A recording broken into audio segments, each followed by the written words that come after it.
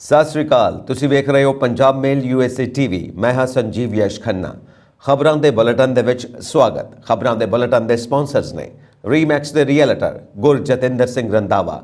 ਹਰ ਤਰ੍ਹਾਂ ਦੀ ਪ੍ਰਾਪਰਟੀ ਖਰੀਦਣ ਅਤੇ ਵੇਚਣ ਲਈ ਤੁਸੀਂ ਉਹਨਾਂ ਨੂੰ ਸੰਪਰਕ ਕਰੋ। Phone number 9163209444।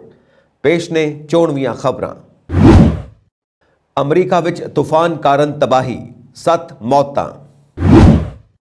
ਫਰਵਰੀ ਤੋਂ ਹੋਰ ਮਹਿੰਗੇ ਹੋਣਗੇ ਬ੍ਰਿਟੇਨ ਦੇ ਪਾਸਪੋਰਟ, ਇੰਨੀ ਵਧੀ ਫੀਸ। ਡੋਨਾਲਡ ਟਰੰਪ ਦੀ ਕੰਪਨੀ ਤੇ ਲੱਗਾ ਭਾਰੀ ਜੁਰਮਾਨਾ, ਕੋਰਟ ਨੇ ਸੁਣਾਇਆ ਫੈਸਲਾ। ਅਮਰੀਕਾ ਵਿੱਚ ਕੁਝ ਨਰਸਾਂ ਕੰਮ ਤੇ ਆਈਆਂ ਵਾਪਸ, ਪਰ ਹੋਰ ਹੜਤਾਲਾਂ ਹੋਣ ਦਾ ਖਦਸ਼ਾ। ਰਾਹਤ ਦੀ ਖਬਰ, ਕੋਵਿਡ-19 ਇਨਫੈਕਸ਼ਨ ਰੋਕਣ ਵਾਲਾ ਸਪਰੇ ਤਿਆਰ। ਰੂਸ ਵੱਲੋਂ ਯੂਕਰੇਨ ਦੇ ਸ਼ਹਿਰ ਸ਼ੋਲੋਦਰ ਤੇ ਕਬਜ਼ੇ ਦਾ ਦਾਅਵਾ। ਯੂਕਰੇਨ ਜੰਗ ਤੇ ਸਵਾਲ ਚੁੱਕਣ ਵਾਲਿਆਂ ਦੀ ਖੈਰ ਨਹੀਂ, ਪੁਤਿਨ ਜ਼ਬਤ ਕਰਨਗੇ ਪ੍ਰਾਪਰਟੀ। ਪਾਕਿਸਤਾਨ ਵਿੱਚ ਸੜਕਾਂ ਤੇ ਉਤਰੇ ਲੋਕ, ਕਹਿੰਦੇ ਨੇ ਸਾਨੂੰ ਭਾਰਤ ਵਿੱਚ ਮਿਲਾਓ। ਪਾਕਿਸਤਾਨ ਦੀ ਉੱਡੀ ਨੀਂਦ। ਦੇਸ਼ ਦੁਨੀਆ ਵਿੱਚ ਕਰੋਨਾ ਦਾ ਖਤਰਾ, WHO ਨੇ ਲੰਬੀ ਯਾਤਰਾ ਕਰਨ ਵਾਲਿਆਂ ਨੂੰ ਦਿੱਤੀ ਮਾਸਕ ਪਹਿਨਣ ਦੀ ਸਲਾਹ। ਨਫ਼ਰਤ ਫੈਲਾਉਣ ਵਾਲੇ ਐਂਕਰਾਂ ਨੂੰ ਕਰੋ ਆਫ 에ਅਰ, ਮੀਡੀਆ ਸਮਾਜ ਨੂੰ ਨਹੀਂ ਵੰਡ ਸਕਦਾ। CM ਮਾਨ ਨੇ ਕਾਂਗਰਸ ਦੇ ਸਾਂਸਦ ਚੌਧਰੀ ਸੰਤੋਖ ਸਿੰਘ ਦੇ ਦੇਹਾਂਤ ਤੇ ਟਵੀਟ ਕਰਕੇ ਪ੍ਰਗਟਾਇਆ ਦੁੱਖ। ਹੁਣ ਖਬਰਾਂ ਵਿਸਥਾਰ ਦੇ ਵਿੱਚ।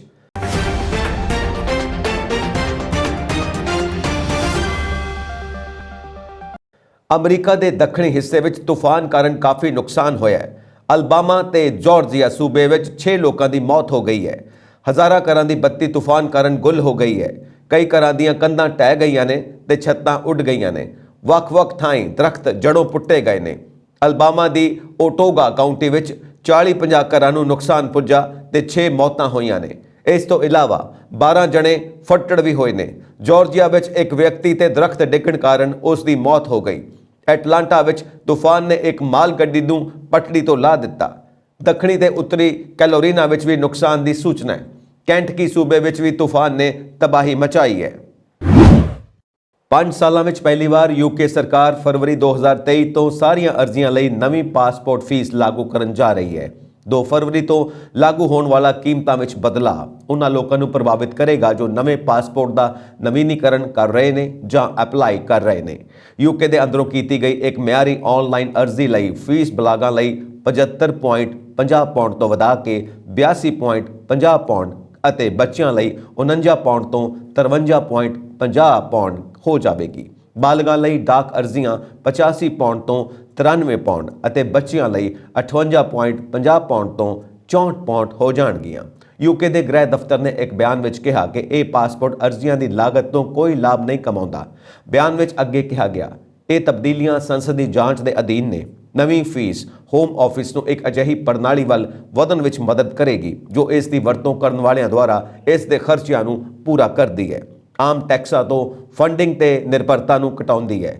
ਗ੍ਰਹਿ ਦਫ਼ਤਰ ਦੇ ਬਿਆਨ ਵਿੱਚ ਇਹ ਵੀ ਦੱਸਿਆ ਗਿਆ ਕਿ ਫੀਸਾਂ ਪਾਸਪੋਰਟ ਅਰਜ਼ੀਆਂ ਦੀਆਂ ਪ੍ਰਕਿਰਿਆ, ਗੁੰਮ ਜਾਂ ਚੋਰੀ ਹੋਏ ਪਾਸਪੋਰਟਾਂ ਸਮੇਤ ਵਿਦੇਸ਼ਾਂ ਅਤੇ ਕੌਂਸਲਰ ਸਹਾਇਤਾ ਅਤੇ UK ਦੀਆਂ ਸਰਹੱਦਾਂ ਤੇ ਬ੍ਰਿਟਿਸ਼ ਨਾਗਰਿਕਾਂ ਦੀ ਪ੍ਰਕਿਰਿਆ ਦੀ ਲਾਗਤ ਵਿੱਚ ਵੀ ਯੋਗਦਾਨ ਪਾਉਣਗੀਆਂ। ਇਹ ਵਾਅਦਾ ਸਰਕਾਰ ਨੂੰ ਆਪਣੀਆਂ ਸੇਵਾਵਾਂ ਵਿੱਚ ਸੁਧਾਰ ਜਾਰੀ ਰੱਖਣ ਵਿੱਚ ਮਦਦ ਕਰੇਗਾ। ਪਿਛਲੇ ਸਾਲ ਜਨਵਰੀ ਤੋਂ 10 ਹਫ਼ਤਿਆਂ ਦੇ ਅੰਦਰ 95% ਤੋਂ ਵੱਧ ਮਿਆਰੀ ਅਰਜ਼ੀਆਂ ਤੇ ਕਾਰਵਾਈ ਕੀਤੀ ਗਈ। ਗਾਹਕਾਂ ਨੂੰ ਸਲਾਹ ਦਿੱਤੀ ਜਾਂਦੀ ਹੈ ਕਿ ਉਹ ਯਾਤਰਾ ਕਰਨ ਤੋਂ ਪਹਿਲਾਂ ਚੰਗੇ ਸਮੇਂ ਵਿੱਚ ਅਰਜ਼ੀ ਦੇਣ। ਅਮਰੀਕਾ ਦੇ ਸਾਬਕਾ ਰਾਸ਼ਟਰਪਤੀ ਡੋਨਾਲਡ ਟਰੰਪ ਇੱਕ ਵਾਰ ਫਿਰ ਸੁਰਖੀਆਂ ਵਿੱਚ ਨੇ। ਇਸ ਵਾਰ ਅਮਰੀਕਾ ਦੀ ਇੱਕ ਅਦਾਲਤ ਨੇ ਟਰੰਪ ਦੀ ਕੰਪਨੀ ਤੇ ਭਾਰੀ ਜੁਰਮਾਨਾ ਲਗਾਇਆ ਹੈ। ਅਦਾਲਤ ਨੇ ਕੰਪਨੀ ਨੂੰ ਟੈਕਸ ਧੋਖਾਧੜੀ ਦਾ ਦੋਸ਼ੀ ਪਾਇਆ ਅਤੇ ਉਸ ਨੂੰ $16.1 ਲੱਖ ਦਾ ਜੁਰਮਾਨਾ ਅਦਾ ਕਰਨ ਦੀ ਸਜ਼ਾ ਸੁਣਾਈ। ਨਿਊਯਾਰਕ ਦੇ ਇੱਕ ਜੱਜ ਨੇ ਸ਼ੁੱਕਰਵਾਰ ਨੂੰ ਡੋਨਾਲਡ ਟਰੰਪ ਦੀ ਫਲੈਗਸ਼ਿਪ ਰੀਅਲ ਐਸਟੇਟ ਕੰਪਨੀ ਨੂੰ ਟੈਕਸ ਅਧਿਕਾਰੀਆਂ ਨੂੰ ਧੋਖਾ ਦੇਣ ਦੀ ਸਾਜ਼ਿਸ਼ ਰਚਣ ਲਈ 15 ਸਾਲ ਲਈ ਦੋਸ਼ੀ ਠਹਿਰਾਇਆ। ਮੈਨਹਟਨ ਕ੍ਰਿਮੀਨਲ ਕੋਰਟ ਦੇ ਜਸਟਿਨ ਜੁਆਨ ਮਾਰਚਨ ਨੇ ਪਿਛਲੇ ਮਹੀਨੇ 17 ਅਪਰਾਧਿਕ ਦੇਸ਼ਾਂ ਤੇ ਟਰੰਪ ਸੰਗਠਨ ਦੀਆਂ 2 ਸੰਸਥਾਵਾਂ ਨੂੰ ਦੋਸ਼ੀ ਮੰਨਣ ਤੋਂ ਬਾਅਦ ਰਾਜ ਦੇ ਕਾਨੂੰਨ ਦੇ ਤਹਿਤ ਵੱਧ ਤੋਂ ਵੱਧ ਸਜ਼ਾ ਸੁਣਾਈ। ਮੂਰਚਨ ਨੇ ਮੰਗਲਵਾਰ ਨੂੰ ਐਲਨ ਵਿਜ਼ਲਬਰਗ ਨੂੰ ਸਜ਼ਾ ਸੁਣਾਈ, ਜਿਸ ਨੇ ਟਰੰਪ ਪਰਿਵਾਰ ਲਈ 50 ਸਾਲਾਂ ਤੱਕ ਕੰਮ ਕੀਤਾ ਸੀ। ਉਹ ਕੰਪਨੀ ਦਾ ਸਾਬਕਾ ਮੁੱਖ ਵਿੱਤੀ ਅਧਿਕਾਰੀ ਸੀ। ਉਸ ਨੂੰ 5 ਮਹੀਨੇ ਜੇਲ੍ਹ ਹੋਈ। ਬਚਾਅ ਪੱਖ ਦੇ ਵਕੀਲਾਂ ਵਿੱਚੋਂ ਇੱਕ ਸੂਜ਼ਨ ਨਿਚੇਲਸ ਨੇ ਕਿਹਾ ਕਿ ਟਰੰਪ ਦੀ ਕੰਪਨੀ ਅਪੀਲ ਕਰਨ ਦੀ ਯੋਜਨਾ ਬਣਾ ਰਹੀ ਹੈ। ਕਿਸੇ ਹੋਰ ਨੂੰ ਚਾਰਜ ਨਹੀਂ ਕੀਤਾ ਗਿਆ। ਇਹ ਮਾਮਲਾ ਮੈਨਹਟਨ ਦੇ ਜ਼ਿਲ੍ਹਾ ਅਟਾਰਨੀ ਐਲਵਿਨ ਬ੍ਰੈਗ ਦੇ ਦਫ਼ਤਰ ਵਿੱਚ ਆਇਆ। ਉੱਥੋਂ ਦੱਸਿਆ ਗਿਆ ਕਿ ਉਹ ਅਜੇ ਵੀ ਟਰੰਪ ਦੇ ਵਪਾਰਕ ਅਦਾਰਿਆਂ ਦੀ ਅਪਰਾਧਿਕ ਜਾਂਚ ਕਰ ਰਹੇ ਨੇ। ਬ੍ਰੈਗ ਨੇ ਦੱਸਿਆ ਕਿ ਸਾਬਕਾ ਰਾਸ਼ਟਰਪਤੀ ਅਤੇ ਉਹਨਾਂ ਦੇ ਕਾਰੋਬਾਰਾਂ ਬਾਰੇ ਸਾਡੀ ਚੱਲ ਰਹੀ ਜਾਂਚ ਹੁਣ ਅਗਲੇ ਪੜਾਅ ਵਿੱਚੋਂ ਲੰਘੇਗੀ। ਵਕੀਲਾਂ ਵਿੱਚੋਂ ਇੱਕ ਜੋਸ਼ੂਆ ਸਟਿੰਗਲੌਸ ਨੇ ਜਸਟਿਨ ਮੌਰਚਨ ਨੂੰ ਦੱਸਿਆ ਕਿ ਜੁਰਮਾਨੇ ਟਰੰਪ ਸੰਗਠਨ ਦੇ ਮਾਲੀਏ ਦਾ ਇੱਕ ਛੋਟਾ ਜਿਹਾ ਹਿੱਸਾ ਸੀ। ਕੰਪਨੀਆਂ ਨੂੰ ਜੇਲ੍ਹ ਦੀ ਸਜ਼ਾ ਨਹੀਂ ਦਿੱਤੀ ਜਾ ਸਕਦੀ। ਉਹਨਾਂ ਕਿਹਾ ਕਿ ਇਹ ਇੱਕ ਮਜ਼ਾਕ ਹੈ। ਇਸ ਸਜ਼ਾ ਕਾਰਨ ਕੋਈ ਵੀ ਅਜਿਹੇ ਅਪਰਾਧ ਕਰਨ ਤੋਂ ਨਹੀਂ ਰੁਕੇਗਾ। ਇਹ ਕੇਸ ਲੰਮੇ ਸਮੇਂ ਤੋਂ ਸਾਬਕਾ ਰਾਸ਼ਟਰਪਤੀ ਦੇ ਪੱਖ ਵਿੱਚ ਇੱਕ ਕੰਡਾ ਬਣਿਆ ਹੋਇਆ ਸੀ ਜੋ ਉਸ ਨੂੰ ਅਤੇ ਉਸ ਦੀ ਰਾਜਨੀਤੀ ਨੂੰ ਨਾਪਸੰਦ ਕਰਦੇ ਨੇ। ਸਟੇਟ ਅਟਾਰਨੀ ਜਨਰਲ ਲੈਟੀਆ ਜੇਮਸ ਨੇ ਟਰੰਪ ਅਤੇ ਉਹਨਾਂ ਦੇ ਬੱਚਿਆਂ ਡੋਨਲਡ ਜੂਨੀਅਰ, ਇਵਾਂਕਾ ਅਤੇ ਐਰਿਕ ਤੇ ਕਰਜ਼ਿਆਂ ਅਤੇ ਬੀਮੇ ਦੀ ਬਚਤ ਕਰਨ ਲਈ ਉਹਨਾਂ ਦੀਆਂ ਜਾਇਦਾਦਾਂ ਅਤੇ ਉਹਨਾਂ ਦੀ ਕੰਪਨੀ ਦੀਆਂ ਜਾਇਦਾਦਾਂ ਦੇ ਮੁੱਲਾਂ ਨੂੰ ਵਧਾਉਣ ਦਾ ਦੋਸ਼ ਲਗਾਉਂਦੇ ਹੋਏ $250 ਮਿਲੀਅਨ ਦਾ ਸਿਵਲ ਮੁਕੱਦਮਾ ਦਾਇਰ ਕੀਤਾ। ਦੱਸ ਦਈਏ ਕਿ ਟਰੰਪ ਹੋਰ ਵੀ ਕਈ ਕਾਨੂੰਨੀ ਪਰੇਸ਼ਾਨੀਆਂ ਦਾ ਸਾਹਮਣਾ ਕਰ ਰਹੇ ਨੇ।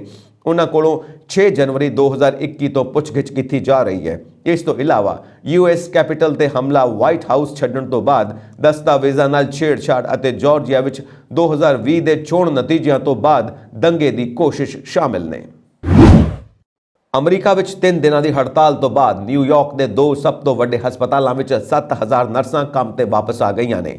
ਹਾਲਾਂਕਿ ਦੇਸ਼ ਭਰ ਦੇ ਹੋਰ ਮੈਡੀਕਲ ਸਹਿਯੋਗੀਆਂ ਦਾ ਕਹਿਣਾ ਹੈ ਕਿ ਅੱਗੇ ਹੋਰ ਹੜਤਾਲਾਂ ਹੋ ਸਕਦੀਆਂ ਨੇ। ਦੇਸ਼ ਭਰ ਦੇ ਹਸਪਤਾਲਾਂ ਵਿੱਚ ਸਮੱਸਿਆਵਾਂ ਵੱਧ ਰਹੀਆਂ ਨੇ ਕਿਉਂਕਿ ਉਹਨਾਂ ਵਿੱਚ ਕੰਮ ਕਰਨ ਵਾਲੀਆਂ ਨਰਸਾਂ ਤੇ ਮਹਾਮਾਰੀ ਦੌਰਾਨ ਸਟਾਫ ਦੀ ਘਾਟ ਕਾਰਨ ਵਧੇ ਹੋਏ ਕੰਮ ਦਾ ਬੋਝ ਹਾਵੀ ਹੈ।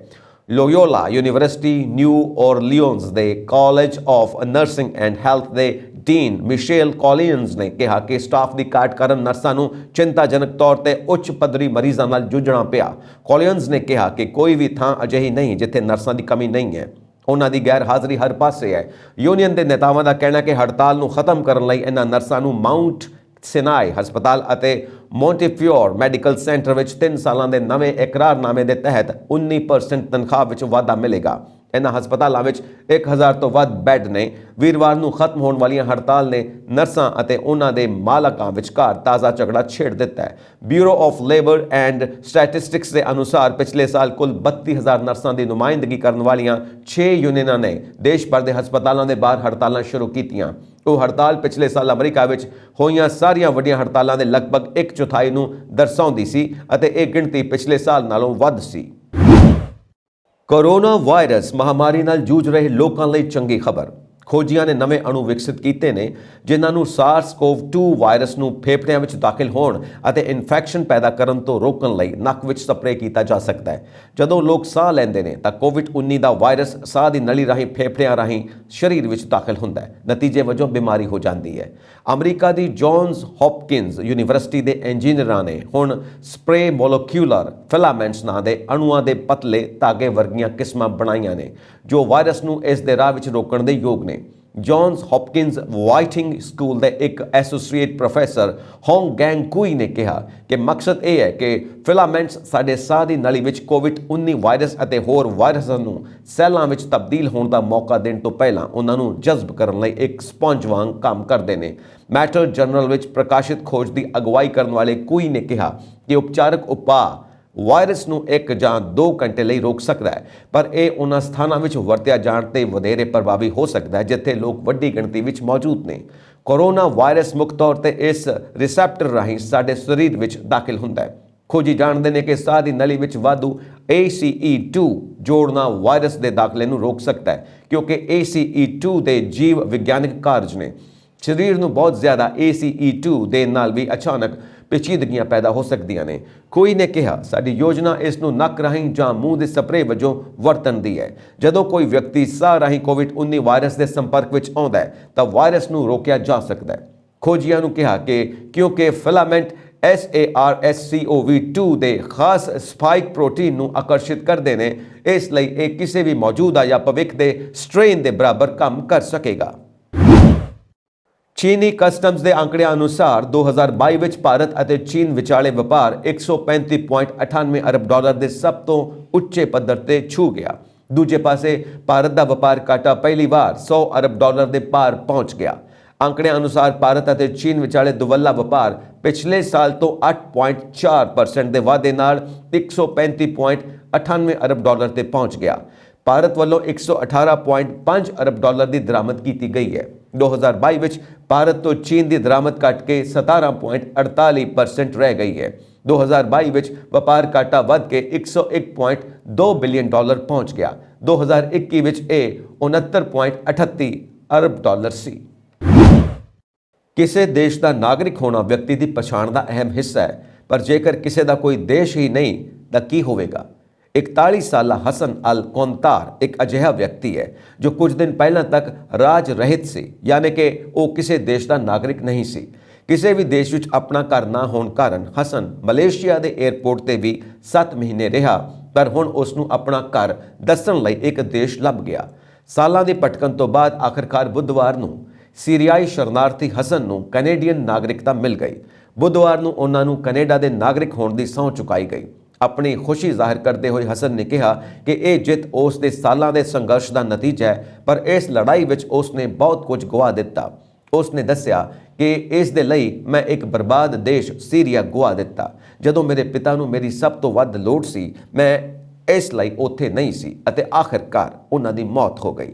ਹਸਨ ਯੁੱਧ ਪ੍ਰਭਾਵਿਤ ਸੀਰੀਆ ਤੋਂ ਭੱਜ ਕੇ ਸੰਯੁਕਤ ਅਰਬ ਅਮੀਰਾਤ ਗਿਆ, ਜਿੱਥੇ ਉਹ 11 ਸਾਲ ਰਿਹਾ, ਪਰ ਸਾਲ 2017 ਵਿੱਚ ਉਸ ਨੂੰ ਦੇਸ਼ ਵਿੱਚੋਂ ਕੱਢ ਦਿੱਤਾ ਗਿਆ ਕਿਉਂਕਿ ਉਸ ਨੇ ਆਪਣੀ ਸੀਰੀਆ ਦੀ ਨਾਗਰਿਕਤਾ ਛੱਡ ਦਿੱਤੀ ਸੀ। ਉਸ ਨੂੰ ਡਰ ਸੀ ਕਿ ਜੇਕਰ ਉਹ ਸੀਰੀਆ ਦਾ ਨਾਗਰਿਕ ਰਿਹਾ ਤਾਂ UAE ਸਰਕਾਰ ਉਸ ਨੂੰ ਸੀਰੀਆ ਭੇਜਣ ਲਈ ਮਜਬੂਰ ਕਰੇਗੀ ਅਤੇ ਉਸ ਨੂੰ ਬਸ਼ਰ ਅਲ ਅਸਦ ਦੀ ਸਰਕਾਰ ਲਈ ਫੌਜੀ ਸੇਵਾਵਾਂ ਦੇਣ ਲਈ ਮਜਬੂਰ ਕੀਤਾ ਜਾਵੇਗਾ, ਜੋ ਉਹ ਨਹੀਂ ਚਾਹੁੰਦਾ ਸੀ। ਸੀਰੀਆਈ ਪਾਸਪੋਰਟ ਨਾ ਹੋਣ ਕਾਰਨ UAE ਨੇ ਹਸਨ ਨੂੰ ਮਲੇਸ਼ੀਆ ਭੇਜ ਦਿੱਤਾ, ਜੋ ਕਿ ਉਹਨਾਂ ਕੁਝ ਦੇਸ਼ਾਂ ਵਿੱਚੋਂ ਇੱਕ ਹੈ ਜਿੱਥੇ ਸੀਰੀਆਈ ਲੋਕਾਂ ਨੂੰ ਐਂਟਰੀ ਤੇ ਟੂਰਿਸਟ ਵੀਜ਼ਾ ਮਿਲਦਾ ਹੈ।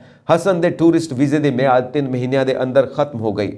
ਹਸਨ ਨੇ ਕੁਝ ਹੋਰ ਸਮਾਂ ਮਲੇਸ਼ੀਆ ਵਿੱਚ ਰਹਿਣ ਲਈ ਜੁਰਮਾਨਾ ਅਦਾ ਕੀਤਾ। ਉਹ ਇਕਵਾਡੋਰ ਜਾਣਾ ਚਾਹੁੰਦਾ ਸੀ, ਪਰ ਉਸ ਨੂੰ ਜਹਾਜ਼ ਵਿੱਚ ਚੜ੍ਹਨ ਨਹੀਂ ਦਿੱਤਾ ਗਿਆ। ਇਸ ਤੋਂ ਬਾਅਦ ਉਹ ਕਿਸੇ ਤਰ੍ਹਾਂ ਕੰਬੋਡੀਆ ਗਿਆ, ਪਰ ਉੱਥੋਂ ਵੀ ਉਸ ਨੂੰ ਵਾਪਸ ਮਲੇਸ਼ੀਆ ਭੇਜ ਦਿੱਤਾ ਗਿਆ। ਉਸ ਕੋਲ ਕੋਈ ਲੋੜੀਂਦੇ ਇਮੀਗ੍ਰੇਸ਼ਨ ਕਾਗਜ਼ਾਤ ਨਹੀਂ ਸਨ, ਇਸ ਲਈ ਉਹ ਨਾ ਤਾਂ ਮਲੇਸ਼ੀਆ ਛੱਡ ਸਕਦਾ ਸੀ ਅਤੇ ਨਾ ਹੀ ਕਿਸੇ ਹੋਰ ਦੇਸ਼ ਜਾ ਸਕਦਾ ਸੀ। ਹਸਨ ਫਿਰ ਕੁਆਲਾਲੰਪੁਰ ਹਵਾਈ ਅੱਡੇ ਤੇ ਰਹਿਣ ਲੱਗਾ।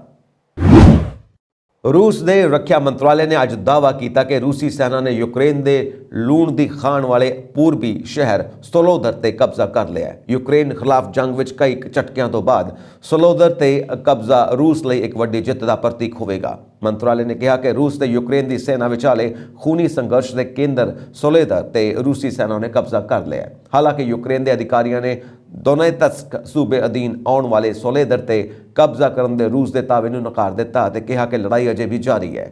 ਦੋਨੇਤਸਕ ਉਹਨਾਂ 4 ਇਲਾਕਿਆਂ ਵਿੱਚੋਂ ਇੱਕ ਹੈ ਜਿਸ ਨੂੰ ਮਾਸਕੋ ਨੇ ਸਤੰਬਰ ਵਿੱਚ ਰੂਸ ਵਿੱਚ ਮਿਲਾ ਲਿਆ ਸੀ। ਤਕਰੀਬਨ 1 ਮਹੀਨੇ ਤੋਂ ਭਿਆਨਕ ਜੰਗ ਦਾ ਸਾਹਮਣਾ ਕਰ ਰਹੇ ਸੋਲੋਦਰ ਤੇ ਕੰਟਰੋਲ ਨੂੰ ਲੈ ਕੇ ਕਈ ਤਰ੍ਹਾਂ ਦੀਆਂ ਖਬਰਾਂ ਆਉਂਦੀਆਂ ਰਹੀਆਂ ਨੇ। रूसी रक्षा मंत्रालय के बुलारे ਲੈਫਟੀਨੈਂਟ जनरल इगोर कोनाशकोव ने कहा कि 12 जनवरी की शाम को सोलोदर शहर को आज़ादी मिल गई है। एक घटना दोनेत्स्क च हमलावर मुहिम जारी रखने लिए अहम है। उन्होंने कहा कि सोलोदर ते कंट्रोल होने नाल रूसी सेना को बखमुत च यूक्रेनी बलों की सप्लाई लाइन कट्टन और फिर यूक्रेनी इकाइयों को घेरन में मदद मिलेगी। रूस ने यूक्रेन खिलाफ जंग का विरोध करने वाले रूसी नागरिकों खिलाफ सख्त कदम चुकने का ऐलान किया। रूसी सरकार अजिहे लोगों की जायदाद जब्त करेगी। व्लादिमीर पुतिन की आलोचना करने वाले नाल भी अजिहा ही किया जाएगा। व्लादिमीर पुतिन के एक करीबी दोस्त ने इसकी जानकारी दी। इन्ना ही नहीं, इस जंग दौरान देश छड्ड के भजन वाले नाल भी अजिहा ही किया जाएगा। रूसी सरकार का मनना है कि अजिहा करके इन्हां लोगों ने देश का अपमान किया। यह मता रूस के हेठले सदन के स्पीकर द्वारा पास किया गया। मन्निया जा रहा है कि एक कदम उन्होंने विरोधियों के खिलाफ चुकया जा रहा है जिन्होंने रूसी सरकार विदेशी एजेंट दसती है। इन्होंने लोगों ने यूक्रेन नाल जंग का विरोध किया सी अते फिर गिरफ्तारी तो बचन लई दूजे देशों को भज गए। रूस के हेठले सदन के चेयरमैन व्याचेस्लाव वोलोडिन ने कहा कि साडे कुछ नागरिकों को रूस इसके सैनिकों अफसरों का अपमान करना और दुश्मनों नाजियां और कातलों का खुलेआम समर्थन करना आसान लगता है। उन्होंने कहा कि अजिहे लोगों की मंशा साफ है। इन्होंने लोगों ने विदेशों में अपने हितों लिए सारे काम किए हैं। वोलोडिन इत्थे ही नहीं रुके। उन्होंने अगे कहा अजिहे लोगों का हल सिर्फ आर्मड फोर्सिस नहीं ने ਵਿਦੇਸ਼ ਵਿੱਚ ਰਹਿੰਦੇ ਹੋਏ ਇਹ ਲੋਕ ਆਪਣੀ ਜਾਇਦਾਦ ਨੂੰ ਕਿਰਾਏ ਤੇ ਰੱਖਦੇ ਨੇ, ਰੂਸੀ ਨਾਗਰਿਕਾਂ ਦੇ ਖਰਚੇ ਤੇ ਆਪਣੇ ਲਈ ਪੈਸੇ ਜੁਟਾਉਂਦੇ ਨੇ। ਦੂਜੇ ਪਾਸੇ ਇਹ ਲੋਕ ਸ਼ਰੇਆਮ ਰੂਸ ਦਾ ਅਕਸ ਖਰਾਬ ਕਰਦੇ ਨੇ, ਸਾਡੇ ਸਿਪਾਹੀਆਂ ਅਤੇ ਅਫਸਰਾਂ ਦਾ ਅਪਮਾਨ ਕਰਦੇ ਨੇ। ਉਹਨਾਂ ਲੋਕਾਂ ਨੂੰ ਲੱਗਦਾ ਹੈ ਕਿ ਇਹ ਸਭ ਕਰਨ ਦੇ ਬਾਵਜੂਦ ਉਹ ਬਚ ਜਾਣਗੇ ਅਤੇ ਨਿਆਂ ਵਿਵਸਥਾ ਉਹਨਾਂ ਤੱਕ ਨਹੀਂ ਪਹੁੰਚੇਗੀ। ਜ਼ਿਕਰਯੋਗ ਹੈ ਕਿ ਵਿਆਚੇਸਲਾਵ ਵੋਲੋਦਿਨ 2016 ਤੋਂ ਹੇਠਲੇ ਸਦਨ ਦੇ ਸਪੀਕਰ ਨੇ। ਇਸ ਤੋਂ ਪਹਿਲਾਂ ਉਹ ਰਾਸ਼ਟਰਪਤੀ ਪ੍ਰਸ਼ਾਸਨ ਵਿੱਚ ਸੀਨੀਅਰ ਭੂਮਿਕਾ ਵਿੱਚ ਸਨ। ਦੱਸ ਦਈਏ ਕਿ ਰੂਸ ਅਤੇ ਯੂਕਰੇਨ ਵਿਚਾਲੇ ਜੰਗ ਸ਼ੁਰੂ ਹੋਣ ਤੋਂ ਬਾਅਦ ਇਸ ਦੀ ਲਗਾਤਾਰ ਆਲੋਚਨਾ ਹੋ ਰਹੀ ਹੈ। ਇਸ ਮੁੱਦੇ ਤੇ ਰੂਸ ਵਿੱਚ ਰਾਸ਼ਟਰਪਤੀ ਪੁਤਿਨ ਦਾ ਸਖਤ ਵਿਰੋਧ ਕੀਤਾ ਜਾ ਰਿਹਾ ਹੈ। ਇਸ ਦੇ ਨਾਲ ਹੀ ਪੁਤਿਨ ਦੀ ਆਲੋਚਨਾ ਕਰਨ ਤੋਂ ਬਾਅਦ ਕਈ ਲੋਕ ਦੇਸ਼ ਛੱਡ ਕੇ ਭੱਜ ਗਏ ਨੇ। ਇਸ ਦੇ ਨਾਲ ਹੀ ਰੂਸ ਵਿੱਚ ਪੁਤਿਨ ਦੇ ਕਈ ਆਲੋਚਕਾਂ ਦੀ ਵੀ ਮੌਤ ਹੋ ਚੁੱਕੀ ਹੈ। ਇੱਕ ਵਰਗ ਵੱਲੋਂ ਇਹ ਵੀ ਦੋਸ਼ ਲਾਇਆ ਜਾ ਰਿਹਾ ਹੈ ਕਿ ਰੂਸ ਵਿੱਚ ਪੁਤਿਨ ਦੇ ਵਿਰੋਧੀਆਂ ਨੂੰ ਜਾਣਬੁੱਝ ਕੇ ਪਾਸੇ ਕੀਤਾ ਜਾ ਰਿਹਾ ਹੈ। ਗੌਰਤਲਬ ਹੈ ਕਿ ਮਾਰੇ ਗਏ ਲੋਕਾਂ ਵਿੱਚ ਕਈ ਅਜਿਹੇ ਲੋਕ ਨੇ ਜਿਨ੍ਹਾਂ ਨੂੰ ਕਿਸੇ ਸਮੇਂ ਪੁਤਿਨ ਦਾ ਬੇਹੱਦ ਕਰੀਬੀ ਮੰਨਿਆ ਜਾਂਦਾ ਸੀ। ਅੱਜ ਕੱਲ੍ਹ ਪਾਕਿਸਤਾਨ ਵਿੱਚ ਹਾਲਾਤ ਬਹੁਤ ਖਰਾਬ ਹੋ ਰਹੇ ਨੇ। ਲੋਕ ਭੁੱਖਮਰੀ ਅਤੇ ਗਰੀਬੀ ਨਾਲ ਜੂਝ ਰਹੇ ਨੇ। ਇਸ ਦੌਰਾਨ ਪਾਕਿਸਤਾਨ ਦੇ ਕਬਜ਼ੇ ਵਾਲੇ ਕਸ਼ਮੀਰ, ਗਿਲਗਿਤ ਬਲਟਿਸਤਾਨ ਤੋਂ ਵੀ ਪਾਕਿਸਤਾਨ ਵਿਰੁੱਧ ਆਵਾਜ਼ਾਂ ਉੱਠਣੀਆਂ ਸ਼ੁਰੂ ਹੋ ਗਈਆਂ ਨੇ। ਪਾਕਿਸਤਾਨ ਦੇ ਕਬਜ਼ੇ ਵਾਲੇ ਕਸ਼ਮੀਰ ਦੇ ਲੋਕਾਂ ਨੇ ਪਾਕਿਸਤਾਨ ਸਰਕਾਰ ਤੇ ਉਹਨਾਂ ਨਾਲ ਵਿਤਕਰਾ ਕਰਨ ਦੇ ਗੰਭੀਰ ਦੋਸ਼ ਲਾਏ ਨੇ। ਇੱਥੋਂ ਦੇ ਨਾਰਾਜ਼ ਲੋਕ ਹੁਣ ਪਾਕਿਸਤਾਨ ਨੂੰ ਭਾਰਤ ਵਿੱਚ ਮਿਲਾਉਣ ਦੀ ਮੰਗ ਕਰ ਰਹੇ ਨੇ। ਸ਼ੋਸ਼ਣ ਦੇ ਖਿਲਾਫ ਆਵਾਜ਼ ਉਠਾਉਂਦੇ ਹੋਏ ਕਸ਼ਮੀਰੀਆਂ ਨੇ ਭਾਰਤ ਦੇ ਲੱਦਾਖ ਵਿੱਚ ਇੱਕ ਵਾਰ ਫਿਰ ਤੋਂ ਇਕੱਠੇ ਹੋਣ ਦੀ ਗੱਲ ਸ਼ੁਰੂ ਕਰ ਦਿੱਤੀ ਹੈ। ਅੱਜ ਕੱਲ੍ਹ ਪਾਕਿਸਤਾਨ ਦੇ ਕਬਜ਼ੇ ਵਾਲੇ ਕਸ਼ਮੀਰ, ਗਿਲਗਿਤ ਬਲਟਿਸਤਾਨ ਦੇ ਲੋਕ ਪਾਕਿਸਤਾਨ ਸਰਕਾਰ ਖਿਲਾਫ ਪ੍ਰਦਰਸ਼ਨ ਕਰਦੇ ਨਜ਼ਰ ਆ ਰਹੇ ਨੇ। ਇੱਥੇ ਲੋਕ ਸੜਕਾਂ ਤੇ ਹਜ਼ਾਰਾਂ ਦੀ ਗਿਣਤੀ ਵਿੱਚ ਉਤਰ ਆਏ ਨੇ ਅਤੇ ਜਲੂਸ ਕੱਢ ਰਹੇ ਨੇ। POK ਦੇ ਲੋਕਾਂ ਦੀ ਮੰਗ ਹੈ ਕਿ ਉਹਨਾਂ ਨੂੰ ਭਾਰਤ ਦੇ ਲੱਦਾਖ ਖੇਤਰ ਵਿੱਚ ਮਿਲਾਇਆ ਜਾਵੇ। ਇਹ ਮੰਗ ਤੇਜ਼ ਹੁੰਦੇ ਹੀ ਪਾਕਿਸਤਾਨ ਸਰਕਾਰ ਦੀ ਨੀਂਦ ਉੱਡ ਗਈ। ਇਸ ਵਿਰੋਧ ਦੀਆਂ ਕਈ ਵੀਡੀਓਜ਼ ਸੋਸ਼ਲ ਮੀਡੀਆ ਤੇ ਵਾਇਰਲ ਹੋ ਰਹੀਆਂ ਨੇ। ਰੈਲੀ ਵਿੱਚ ਲੋਕਾਂ ਨੇ ਕਾਰਗਿਲ ਰੋਡ ਨੂੰ ਖੋਲ੍ਹਣ ਦੀ ਮੰਗ ਕੀਤੀ। ਉਹਨਾਂ ਨੇ ਨਾਰਾ ਬੁਲੰਦ ਕੀਤਾ ਕਿ ਆਰ-ਪਾਰ ਜੋੜ ਦੋ, कारगिल को खोल दो। जिक्रयोग है कि पाकिस्तान में अजकल अनाज का भारी संकट है। पूरा देश वित्तीय संकट का सामना कर रहा है। आटे ਲਈ ਲੰਬੀਆਂ ਕਤਾਰਾਂ ਅਤੇ ਲੋਕਾਂ ਵਿੱਚ ਸੰਘਰਸ਼ ਦੇਖਣ ਨੂੰ ਮਿਲ ਰਿਹਾ ਹੈ। ਇਸ ਨੂੰ ਲੈ ਕੇ ਲੋਕਾਂ ਵਿੱਚ ਪਾਕਿਸਤਾਨ ਸਰਕਾਰ ਖਿਲਾਫ ਗੁੱਸਾ ਵੱਧਦਾ ਜਾ ਰਿਹਾ ਹੈ। ਇਸ ਦੇ ਨਾਲ ਹੀ ਪਾਕਿਸਤਾਨ ਮਕਬੂਜ਼ਾ ਕਸ਼ਮੀਰ ਦੇ ਲੋਕ ਵੀ ਫੌਜ ਖਿਲਾਫ ਖੁੱਲ੍ਹ ਕੇ ਬਿਆਨ ਦੇ ਰਹੇ ਨੇ। ਹਾਲ ਹੀ ਵਿੱਚ ਤਾਲਿਬਾਨ ਵੱਲੋਂ ਪਾਕਿਸਤਾਨ ਨੂੰ ਵੀ ਚੇਤਾਵਨੀ ਦਿੱਤੀ ਗਈ ਹੈ। ਤਾਲਿਬਾਨ ਦੇ ਪੱਖ ਤੋਂ ਪਾਕਿਸਤਾਨ ਦੀ ਚੁਣੌਤੀ ਕਾਰਨ ਉਹ ਪਰੇਸ਼ਾਨ ਨਜ਼ਰ ਆਉਣ ਲੱਗਾ ਹੈ। ਇਸ ਦੌਰਾਨ ਮਕਬੂਜ਼ਾ ਕਸ਼ਮੀਰ ਵਿੱਚ ਪਾਕਿਸਤਾਨ ਦੇ ਵਿਰੁੱਧ ਅਤੇ ਭਾਰਤ ਵਿੱਚ ਸ਼ਾਮਿਲ ਕੀਤੇ ਜਾਣ ਦੀ ਸਥਿਤੀ ਨੇ ਪਾਕਿਸਤਾਨ ਦੀ ਸਰਕਾਰ ਅਤੇ ਫੌਜ ਦੀ ਨੀਂਦ ਉਡਾਉਣੀ ਸ਼ੁਰੂ ਕਰ ਦਿੱਤੀ ਹੈ। ਲੋਕਾਂ ਦੀ ਆਵਾਜ਼ ਨੂੰ ਦਬਾਉਣ ਦੀ ਕੋਸ਼ਿਸ਼ ਕੀਤੀ ਜਾ ਰਹੀ ਹੈ। ਦੁਨੀਆ ਦੇ ਕਈ ਦੇਸ਼ਾਂ ਵਿੱਚ ਕੋਰੋਨਾ ਦੇ ਮਾਮਲੇ ਤੇਜ਼ੀ ਨਾਲ ਵਧ ਰਹੇ ਨੇ। ਚੀਨ ਤੋਂ ਇਲਾਵਾ ਭਾਰਤ, ਜਾਪਾਨ, ਬ੍ਰਿਟੇਨ ਤੇ ਅਮਰੀਕਾ ਵਰਗੇ ਦੇਸ਼ਾਂ ਵਿੱਚ ਵੀ ਸੰਕਰਮਣ ਦਾ ਖਤਰਾ ਵੱਧਦਾ ਜਾ ਰਿਹਾ ਹੈ। ਇਸ ਵਿਚਾਲੇ ਵਿਸ਼ਵ ਸਿਹਤ ਸੰਗਠਨ ਨੇ ਲੰਬੀ ਯਾਤਰਾ ਕਰਨ ਵਾਲਿਆਂ ਨੂੰ ਮਾਸਕ ਪਹਿਨਣ ਦੀ ਅਪੀਲ ਕੀਤੀ ਹੈ। WHO ਦੇ ਐਮਰਜੈਂਸੀ ਅਧਿਕਾਰੀ ਨੇ ਕਿਹਾ ਕਿ ਚੀਨ ਦੇ ਬਾਅਦ ਹੁਣ ਪੂਰੀ ਦੁਨੀਆ ਤੇ ਕੋਰੋਨਾ ਦਾ ਖਤਰਾ ਮੰਡਰਾ ਰਿਹਾ ਹੈ। ਅਮਰੀਕਾ ਵਿੱਚ ਵੀ ਓਮਿਕਰੋਨ ਦੇ ਨਵੀਂ ਵੇਰੀਐਂਟ XBB.1.5 ਦੇ ਮਾਮਲੇ ਵਧਣ ਲੱਗੇ ਨੇ।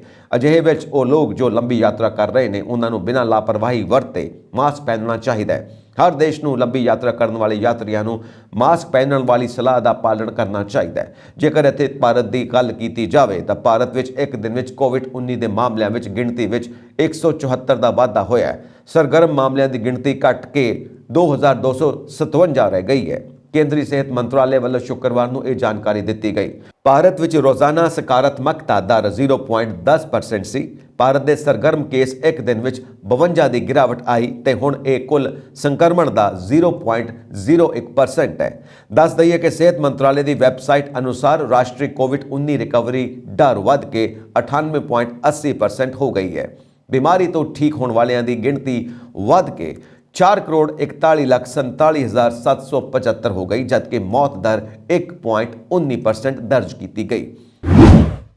ਸੁਪਰੀਮ ਕੋਰਟ ਭੜਕਾਊ ਭਾਸ਼ਣ ਦੇ ਮਾਮਲਿਆਂ ਨੂੰ ਲੈ ਕੇ ਕਾਫੀ ਸਖਤ ਨਜ਼ਰ ਆ ਰਹੀ ਹੈ। ਸ਼ੁੱਕਰਵਾਰ ਨੂੰ ਭੜਕਾਊ ਭਾਸ਼ਣ ਨਾਲ ਜੁੜੀਆਂ ਕਈ ਪਟੀਸ਼ਨਾਂ ਤੇ ਸੁਣਵਾਈ ਕਰਦੇ ਹੋਏ ਅਦਾਲਤ ਨੇ TV ਚੈਨਲਾਂ ਦੇ ਕੰਮ ਕਰਨ ਦੇ ਤਰੀਕੇ ਤੇ ਚਿੰਤਾ ਜ਼ਾਹਿਰ ਕੀਤੀ। ਅਦਾਲਤ ਨੇ ਕਿਹਾ ਕਿ ਸਭ ਕੁਝ TRP ਤੇ ਚੱਲਦਾ ਹੈ। ਚੈਨਲ ਇੱਕ ਦੂਜੇ ਦਾ ਮੁਕਾਬਲਾ ਕਰ ਰਹੇ ਨੇ। ਅਦਾਲਤ ਨੇ ਸਖਤ ਸ਼ਬਦਾਂ ਵਿੱਚ ਕਿਹਾ ਕਿ ਨਫ਼ਰਤ ਫੈਲਾਉਣ ਵਾਲੇ ਐਂਕਰਾਂ ਨੂੰ ਆਫ 에ਅਰ ਕੀਤਾ ਜਾਵੇ। ਮੀਡੀਆ ਸਮਾਜ ਨੂੰ ਵੰਡਣ ਦਾ ਕੰਮ ਨਹੀਂ ਕਰ ਸਕਦਾ। ਸੁਣਵਾਈ ਦੌਰਾਨ ਜਸਟਿਸ ਜੋਸਫ ਨੇ ਕਿਹਾ ਉਹ ਇਸ ਨੂੰ ਸਨਸਨੀਖੇਜ਼ ਬਣਾਉਂਦੇ ਨੇ। ਤੁਸੀਂ ਨਜ਼ਰੀਏ ਕਰਕੇ ਸਮਾਜ ਵਿੱਚ ਵੰਡ ਪੈਦਾ ਕਰਦੇ ਹੋ। ਵਿਜ਼ੂਅਲ ਮਾਧਿਅਮ ਅਖਬਾਰਾਂ ਨਾਲੋਂ ਜ਼ਿਆਦਾ ਲੋਕਾਂ ਨੂੰ ਪ੍ਰਭਾਵਿਤ ਕਰਦਾ ਹੈ। ਸਾਡੇ ਦਰਸ਼ਕ ਕੀ ਉਹ ਅਜਿਹੀ ਸਮੱਗਰੀ ਨੂੰ ਦੇਖਣ ਲਈ ਇੰਨੇ ਮੈਚੁਰ ਨੇ? ਜਸਟਿਸ ਜੋਸਫ ਨੇ ਨਿਊਜ਼ ਬ੍ਰਾਡਕਾਸਟਰ ਅਤੇ ਡਿਜੀਟਲ ਐਸੋਸੀਏਸ਼ਨ ਦੀ ਨੁਮਾਇੰਦਗੀ ਕਰਨ ਵਾਲੇ ਵਕੀਲ ਨੂੰ ਪੁੱਛਿਆ। ਜੇ ਟੀਵੀ ਪ੍ਰੋਗਰਾਮਾਂ ਦੇ ਐਂਕਰ ਇਸ ਸਮੱਸਿਆ ਦਾ ਹਿੱਸਾ ਨੇ ਤਾਂ ਕੀ ਕੀਤਾ ਜਾ ਸਕਦਾ ਹੈ? NBSA ਨੂੰ ਪੱਖਪਾਤ ਨਹੀਂ ਕਰਨਾ ਚਾਹੀਦਾ। ਤੁਸੀਂ ਕਿੰਨੀ ਵਾਰ ਐਂਕਰ ਹਟਾਏ ਨੇ? ਰਿਪੋਰਟਾਂ ਮੁਤਾਬਿਕ ਉਹਨਾਂ ਅੱਗੇ ਕਿਹਾ, ਇੱਕ ਲਾਈਵ ਪ੍ਰੋਗਰਾਮ ਦੇ ਵਿੱਚ ਐਂਕਰ ਪ੍ਰੋਗਰਾਮ ਦੀ ਨਿਰਪੱਖਤਾ ਦੀ ਕੁੰਜੀ ਰੱਖਦਾ ਹੈ। ਜੇ ਐਂਕਰ ਨਿਰਪੱਖ ਨਹੀਂ, ਐਂਕਰ ਇੱਕ ਪਾਸੇ ਨੂੰ ਪੇਸ਼ ਕਰਨਾ ਚਾਹੇਗਾ, ਉਹ ਦੂਜੇ ਪਾਸੇ ਨੂੰ ਚੁੱਪ ਕਰਾ ਦੇਵੇਗਾ, ਕਿਸੇ ਇੱਕ ਪੱਖ ਤੇ ਸਵਾਲ ਨਹੀਂ ਉਠਾਏਗਾ। ਇਹ ਪੱਖਪਾਤ ਦਾ ਪ੍ਰਤੀਕ ਹੈ। ਮੀਡੀਆ ਵਾਲਿਆਂ ਨੂੰ ਸਿੱਖਣਾ ਚਾਹੀਦਾ ਹੈ। ਉਹਨਾਂ ਨੂੰ ਇਹ ਦੇਖਣਾ ਚਾਹੀਦਾ ਹੈ ਕਿ ਉਹ ਮਹਾਨ ਸ਼ਕਤੀ ਦੇ ਅਹੁਦੇ ਤੇ ਬਿਰਾਜਮਾਨ ਨੇ ਅਤੇ ਜੋ ਉਹ ਕਹਿ ਰਹੇ ਨੇ ਉਸ ਦਾ ਅਸਰ ਪੂਰੇ ਦੇਸ਼ ਤੇ ਪੈਂਦਾ ਹੈ। ਜਸਟਿਸ ਨੇ ਕਿਹਾ ਕਿ ਉਲੰਘਣਾ ਕਰਨ ਵਾਲੇ ਐਂਕਰਾਂ ਨੂੰ ਆਫ 에ਅਰ ਕਰ ਦਿੱਤਾ ਜਾਣਾ ਚਾਹੀਦਾ ਹੈ ਅਤੇ ਉਹਨਾਂ ਚੈਨਲਾਂ ਤੇ ਭਾਰੀ ਜੁਰਮਾਨਾ ਲਗਾਇਆ ਜਾਣਾ ਚਾਹੀਦਾ ਹੈ ਜੋ ਪ੍ਰੋਗਰਾਮ ਕੋਡ ਦੀ ਉਲੰਘਣਾ ਕਰ ਰਹੇ ਨੇ। ਜਿੱਥੇ ਵੀ ਸੰਭਵ ਹੋਵੇ ਤੁਸੀਂ ਉਹਨਾਂ ਨੂੰ ਵਿੱਤੀ ਤੌਰ ਤੇ ਨੁਕਸਾਨ ਪਹੁੰਚਾਓ। ਜਸਟਿਸ ਜੋਸਫ ਨੇ 에ਅਰ ਇੰਡੀਆ ਦੀ ਫਲਾਈਟ ਵਿੱਚ ਪਿਸ਼ਾਬ ਕਰਨ ਦੇ ਦੋਸ਼ੀ ਸ਼ੰਕਰ ਮਿਸ਼ਰਾ ਖਿਲਾਫ ਟੀਵੀ ਚੈਨਲਾਂ ਦੁਆਰਾ ਸ਼ਬਦਾਂ ਦੀ ਵਰਤੋਂ ਦੀ ਆਲੋਚਨਾ ਕੀਤੀ। ਉਹਨਾਂ ਕਿਹਾ ਕਿਸੇ ਦਾ ਅਪਮਾਨ ਨਹੀਂ ਹੋਣਾ ਚਾਹੀਦਾ, ਹਰ ਕਿਸੇ ਨੂੰ ਸਨਮਾਨ ਦਾ ਅਧਿਕਾਰ ਹੈ। ਜਸਟਿਸ KM ਜੋਸਫ ਅਤੇ BV ਨਾਗਰਤਨਨ ਦੀ ਬੈਂਚ ਭੜਕਾਊ ਭਾਸ਼ਣ ਖਿਲਾਫ ਕਾਰਵਾਈ ਦੀ ਮੰਗ ਕਰਨ ਵਾਲੀਆਂ ਪਟੀਸ਼ਨਾਂ ਦੇ ਬੈਚ ਦੀ ਸੁਣਵਾਈ ਕਰ ਰਹੀ ਸੀ। ਇਹ ਪਟੀਸ਼ਨਾਂ ਸੁਦਰਸ਼ਨ ਨਿਊਜ਼ TV ਦੁਆਰਾ UPSC ਜਿਹਾਦ ਮੁਹਿੰਮ, ਤਬਲੀਗੀ ਜਮਾਤ ਦੇ ਮੁੱਦੇ ਦੇ ਮੱਦੇਨਜ਼ਰ ਕਰੋਨਾ ਜਿਹਾਦ ਮੁਹਿੰਮ, ਧਰਮ ਸੰਸਦ ਦੀਆਂ ਮੀਟਿੰਗਾਂ ਅਤੇ ਨਫ਼ਰਤ ਭਰੇ ਭਾਸ਼ਣ ਤੇ ਪਾਬੰਦੀ ਲਗਾਉਣ ਲਈ ਦਿਸ਼ਾ ਨਿਰਦੇਸ਼ ਜਾਰੀ ਕਰਨ ਦੇ ਸਬੰਧ ਵਿੱਚ ਦਾਇਰ ਕੀਤੀਆਂ ਗਈਆਂ ਸਨ। ਦਿੱਲੀ ਪੁਲਿਸ ਦੀ IGI ਪੁਲਿਸ ਸਟੇਸ਼ਨ ਟੀਮ ਨੇ ਇੱਕ ਅਜਿਹੇ ਦੋਸ਼ੀ ਨੂੰ ਗ੍ਰਿਫਤਾਰ ਕੀਤਾ ਜਿਸ ਨੇ ਉਡਾਨ ਭਰਨ ਤੋਂ ਠੀਕ ਪਹਿਲਾਂ ਇੱਕ ਜਹਾਜ਼ ਵਿੱਚ ਬੰਬ ਹੋਣ ਦੀ ਝੂਠੀ ਖਬਰ ਦਿੱਤੀ ਸੀ। ਦਿੱਲੀ ਪੁਲਿਸ ਦੇ IGI ਪੁਲਿਸ ਸਟੇਸ਼ਨ ਨੇ ਅਭਿਨਵ ਪ੍ਰਕਾਸ਼ ਨਾਮ ਦੇ ਇੱਕ ਦੋਸ਼ੀ ਨੂੰ ਗ੍ਰਿਫਤਾਰ ਕੀਤਾ ਹੈ ਜੋ ਮੂਲ ਰੂਪ ਦੇ ਵਿੱਚ ਦਿੱਲੀ ਦੇ ਦਵਾਰਕਾ ਜ਼ਿਲ੍ਹੇ ਦਾ ਰਹਿਣ ਵਾਲਾ ਹੈ। ਦੋਸ਼ੀ ਨੇ ਦੱਸਿਆ ਕਿ ਉਸ ਦੇ ਬਚਪਨ ਦੇ ਦੋਸਤ ਨੂੰ 에ਅਰਪੋਰਟ ਤੇ ਪਹੁੰਚਣ ਵਿੱਚ ਦੇਰੀ ਹੋ ਗਈ ਸੀ, ਜਿਸ ਤੋਂ ਬਾਅਦ ਉਸ ਨੇ ਗਲਤ ਮੈਸੇਜ ਭੇਜਿਆ ਸੀ। ਦੋਸ਼ੀ ਗੁੜਗਾਉਂ ਵਿੱਚ ਬ੍ਰਿਟਿਸ਼ 에ਅਰਵੇਜ਼ ਵਿੱਚ ਟ੍ਰੇਨੀ ਵਜੋਂ ਕੰਮ ਕਰਦਾ ਹੈ। ਦਰਅਸਲ ਇਹ ਮਾਮਲਾ 12 ਜਨਵਰੀ ਦਾ ਹੈ ਜਦੋਂ ਸ਼ਾਮ ਕਰੀਬ 6:30 ਵਜੇ ਦਿੱਲੀ ਤੋਂ ਪੁਣੇ ਜਾਣ ਵਾਲੀ ਫਲਾਈਟ ਟੇਕ ਆਫ ਦੀ ਤਿਆਰੀ ਕਰ ਰਹੀ ਸੀ। ਫਿਰ ਸਪਾਈਸ ਜੈਟ ਦੇ ਹੈਲਪਲਾਈਨ ਨੰਬਰ ਤੇ ਮੈਸੇਜ ਆਇਆ ਕਿ ਫਲਾਈਟ ਵਿੱਚ ਬੰਬ ਹੈ। ਇਹ ਮੈਸੇਜ ਮਿਲਣ ਤੋਂ ਬਾਅਦ ਉਸ ਮੋਬਾਈਲ ਨੰਬਰ ਤੇ ਸੰਪਰਕ ਕਰਨ ਦੀ ਕੋਸ਼ਿਸ਼ ਕੀਤੀ ਗਈ ਪਰ ਕੋਈ ਸੰਪਰਕ ਨਹੀਂ ਹੋ ਸਕਿਆ ਕਿਉਂਕਿ ਮੈਸੇਜ ਭੇਜਣ ਤੋਂ ਬਾਅਦ ਉਹ ਮੋਬਾਈਲ ਫੋਨ ਬੰਦ ਹੋ ਗਿਆ ਸੀ। ਮਾਮਲੇ ਦੀ ਗੰਭੀਰਤਾ ਨੂੰ ਦੇਖਦੇ ਹੋਏ CISF ਨੇ ਤੁਰੰਤ ਪ੍ਰਭਾਵ ਨਾਲ IGI ਪੁਲਿਸ ਸਟੇਸ਼ਨ ਅਤੇ ਹੋਰ ਸਹਾਇਕ ਏਜੰਸੀਆਂ ਨੂੰ ਸੂਚਿਤ ਕੀਤਾ।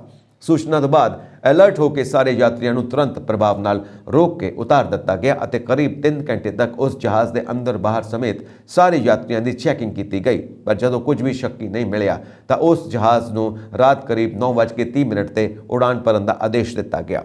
ਉਸ ਜਹਾਜ਼ ਵਿੱਚ 182 ਯਾਤਰੀ ਸਵਾਰ ਸਨ ਜੋ ਬਿਨਾਂ ਵਜ੍ਹਾ ਅਤੇ ਖੌਫ ਵਿੱਚ ਫਸੇ ਗਏ।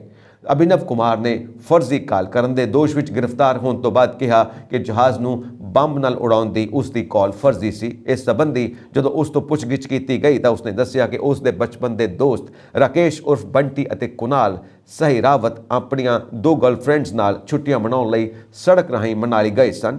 12 ਜਨਵਰੀ ਦੀ ਸ਼ਾਮ ਨੂੰ ਉਹ ਦੋਵੇਂ ਕੁੜੀਆਂ ਉਸੇ ਸਪਾਈਸ ਜੈਟ ਜਹਾਜ਼ ਵਿੱਚ ਪੁਣੇ ਵਾਪਸ ਆਉਣੀਆਂ ਸਨ ਪਰ ਇੱਕ ਦੂਜੇ ਨਾਲ ਹੋਰ ਮਸਤੀ ਕਰਨਾ ਤੇ ਘੁੰਮਣਾ ਫਿਰਨਾ ਚਾਹੁੰਦੇ ਸਨ ਜਿਸ ਕਰਕੇ ਉਹਨਾਂ ਨੇ ਫਲਾਈਟ ਨੂੰ ਡਿਲੇ ਕਰਵਾਉਣ ਲਈ ਕਿਹਾ ਸੀ। ਉਹਨਾਂ ਦਾ ਮਕਸਦ ਫਲਾਈਟ ਨੂੰ ਪੈਂਡਿੰਗ ਜਾਂ ਰੱਦ ਕਰਵਾਉਣਾ ਸੀ। ਇਸ ਤੋਂ ਬਾਅਦ ਉਸ ਦੀ ਮਦਦ ਕਰਨ ਲਈ ਆਪਸੀ ਗੱਲਬਾਤ ਤੋਂ ਬਾਅਦ ਦੋਸਤ ਲਈ ਵੱਡੀ ਗਲਤੀ ਕਰਦੇ ਹੋਏ ਅਭਿਨਵ ਨੇ ਸਪਾਈਸ ਜੈਟ ਦੇ ਕਸਟਮਰ ਕੇਅਰ ਮੋਬਾਈਲ ਨੰਬਰ ਤੇ ਜਹਾਜ਼ ਵਿੱਚ ਬੰਬ ਹੋਣ ਦਾ ਫਰਜ਼ੀ ਸੰਦੇਸ਼ ਭੇਜਿਆ ਜਿਸ ਤੋਂ ਬਾਅਦ ਦਿੱਲੀ 에ਅਰਪੋਰਟ ਤੇ ਕਾਫੀ ਦੇਰ ਤੱਕ ਹਫੜਾ ਤਫੜੀ ਮੱਚੀ ਰਹੀ। IGI 에ਅਰਪੋਰਟ ਦੇ DC ਰਵੀ ਕੁਮਾਰ ਸਿੰਘ ਅਨੁਸਾਰ ਗ੍ਰਿਫਤਾਰ ਮੁਲਜ਼ਮ ਅਭਿਨਵ ਪ੍ਰਕਾਸ਼, ਰਾਕੇਸ਼ ਉਰਫ ਬੰਟੀ ਅਤੇ ਕੁਨਾਲ ਸਹਿਰਾਵਤ ਦੇ ਦੋਵੇਂ ਸਾਥੀ ਫਿਲਹਾਲ ਫਰਾਰ ਨੇ। ਉਹਨਾਂ ਨੂੰ ਲੱਭਣ ਲਈ ਸਾਡੀ ਟੀਮ ACP ਵਰਿੰਦਰ ਮੋਰ, SHO ਯਸ਼ਪਾਲ ਸਿੰਘ ਅਤੇ ਇੰਸਪੈਕਟਰ ਵਰਿੰਦਰ ਪਾਖੜੇ, SI ਪ੍ਰੇਮਾ ਰਾਮ, ASI ਸੁਰੇਸ਼ ਦੇ ਨਾਲ ਜਾਂਚ ਵਿੱਚ ਲੱਗੀ ਹੋਈ ਹੈ। ਜਲਦ ਹੀ ਉਕਤ ਦੋਵੇਂ ਫਰਾਰ ਮੁਲਜ਼ਮਾਂ ਨੂੰ ਵੀ ਗ੍ਰਿਫਤਾਰ ਕਰ ਲਿਆ ਜਾਵੇਗਾ। ਕਿਊਬਿਕ ਵਿੱਚ ਵੀਰਵਾਰ ਨੂੰ ਇੱਕ ਪ੍ਰੋਪੇਨ ਯੂਨਿਟ ਵਿੱਚ ਧਮਾਕਾ ਹੋਣ ਤੋਂ ਬਾਅਦ ਇੱਕ ਕਰਮਚਾਰੀ ਦੇ ਲਾਪਤਾ ਹੋਣ ਦੀ ਜਾਣਕਾਰੀ ਮਿਲੀ ਹੈ। ਇਸ ਦੀ ਸੂਚਨਾ ਨਗਰ ਨਿਗਮ ਅਧਿਕਾਰੀ ਵੱਲੋਂ ਦਿੱਤੀ ਗਈ। ਦੱਸ ਦਈਏ ਕਿ ਇਹ ਧਮਾਕਾ ਇੱਕ ਮਸ਼ਹੂਰ ਕੰਪਨੀ ਪ੍ਰੋਪੇਨ ਲਾਈਫਰੋਰੀਚਿਊਨ ਦੀ ਇੱਕ ਯੂਨਿਟ ਵਿੱਚ ਹੋਇਆ ਤੇ ਪ੍ਰੋਪੇਨ ਇੱਕ ਹਾਈਡਰੋਕਾਰਬਨ ਹੈ। ਇਸ ਬਾਰੇ ਗੱਲ ਕਰਦਿਆਂ ਕਿਊਬਿਕ ਪ੍ਰੋਵਿੰਸ਼ੀਅਲ ਪੁਲਿਸ ਨੇ ਕਿਹਾ ਕਿ ਮੌਂਟਰੀਅਲ ਤੋਂ ਲਗਭਗ 50 ਕਿਲੋਮੀਟਰ ਉੱਤਰ ਵਿੱਚ ਸੇਂਟ ਰੋਚ ਡੇ ਲਾਈਚੀਅੰਗ ਸ਼ਹਿਰ ਤੋਂ ਲਾਕਾਂ ਨੂੰ ਕੱਢਣ ਦਾ ਕੰਮ ਕੀਤਾ ਗਿਆ। ਨਗਰ ਨਿਗਮ ਅਧਿਕਾਰੀਆਂ ਨੇ ਪਹਿਲਾਂ ਦੱਸਿਆ ਕਿ 3 ਜਾਂ 4 ਕਰਮਚਾਰੀਆਂ ਦਾ ਹੁਣ ਤੱਕ ਕੋਈ ਪਤਾ ਨਹੀਂ ਲੱਗਾ। ਹਾਲਾਂਕਿ ਪ੍ਰੋਵਿੰਸ਼ੀਅਲ ਪੁਲਿਸ ਸਰਜੈਂਟ ਐਲੋਇਸ ਕੌਸੇਟ ਨੇ ਬਾਅਦ ਵਿੱਚ ਇੱਕ ਨਿਊਜ਼ ਕਾਨਫਰੰਸ ਨੂੰ ਦੱਸਿਆ ਕਿ ਘੱਟੋ ਘੱਟ ਇੱਕ ਵਿਅਕਤੀ ਲਾਪਤਾ ਹੈ ਅਤੇ ਇਹ ਗਿਣਤੀ ਵੱਧ ਵੀ ਸਕਦੀ ਹੈ। ਅੱਗ ਬੁਝਾਊ ਵਿਭਾਗ ਦੇ ਮੁਖੀ ਫ੍ਰੈਂਕਿਸ ਥੀਵਿਅਰਸ ਨੇ ਕਿਹਾ ਕਿ ਅਧਿਕਾਰੀਆਂ ਨੂੰ ਸਵੇਰੇ 11:17 ਤੇ ਅੱਗ ਲੱਗਣ ਦੀ ਸੂਚਨਾ ਮਿਲੀ ਅਤੇ ਘਟਨਾ ਵਾਲੀ ਥਾਂ ਤੇ ਪਹੁੰਚਦਿਆਂ ਪਹਿਲੀਆਂ ਟੀਮਾਂ ਨੇ ਸਥਿਤੀ ਤੇ ਕਾਬੂ ਪਾਉਣ ਦੀ ਕੋਸ਼ਿਸ਼ ਕੀਤੀ, ਪਰ ਧਮਾਕੇ ਦੇ ਖਤਰੇ ਕਾਰਨ ਪਿੱਛੇ ਹਟਣਾ ਪਿਆ।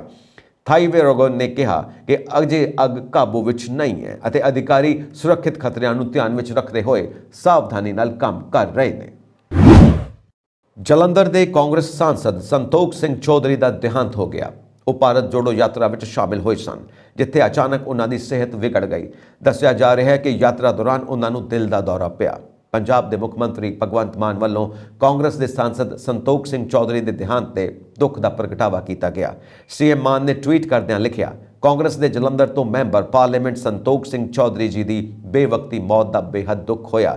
ਪਰਮਾਤਮਾ ਵਿਛੜੀ ਹੋਈ ਰੂਹ ਨੂੰ ਸਕੂਨ ਬਖਸ਼ੇ, ਵਾਹਿਗੁਰੂ। ਦੱਸ ਦਈਏ ਕਿ ਸਿਹਤ ਵਿਗੜਨ ਤੋਂ ਬਾਅਦ ਸੰਤੋਖ ਚੌਧਰੀ ਨੂੰ ਫਗਵਾੜਾ ਦੇ ਨਿੱਜੀ ਹਸਪਤਾਲ ਲਿਜਾਇਆ ਗਿਆ, ਜਿੱਥੇ ਡਾਕਟਰਾਂ ਨੇ ਉਹਨਾਂ ਨੂੰ ਮ੍ਰਿਤਕ ਐਲਾਨ ਦਿੱਤਾ। ਉਹ ਭਾਰਤ ਜੋੜੋ ਯਾਤਰਾ ਦੌਰਾਨ ਕਾਂਗਰਸ ਨੇਤਾ ਰਾਹੁਲ ਗਾਂਧੀ ਦੇ ਨਾਲ ਚੱਲ ਰਹੇ ਸਨ। ਫਿਲਹਾਲ ਸੰਤੋਖ ਚੌਧਰੀ ਦੇ ਦੇਹਾਂਤ ਮਗਰੋਂ ਰਾਹੁਲ ਗਾਂਧੀ ਵੱਲੋਂ ਯਾਤਰਾ ਰੋਕ ਦਿੱਤੀ ਗਈ ਹੈ। ਇਹ ਸਨ ਅੱਜ ਦੀਆਂ ਮੁੱਖ ਖਬਰਾਂ। ਹੋਰ ਅਪਡੇਟਸ ਦੇ ਲਈ ਵੇਖਦੇ ਰਹੋ ਪੰਜਾਬ ਮੇਲ USA TV। ਸਤਿ ਸ਼੍ਰੀ ਅਕਾਲ।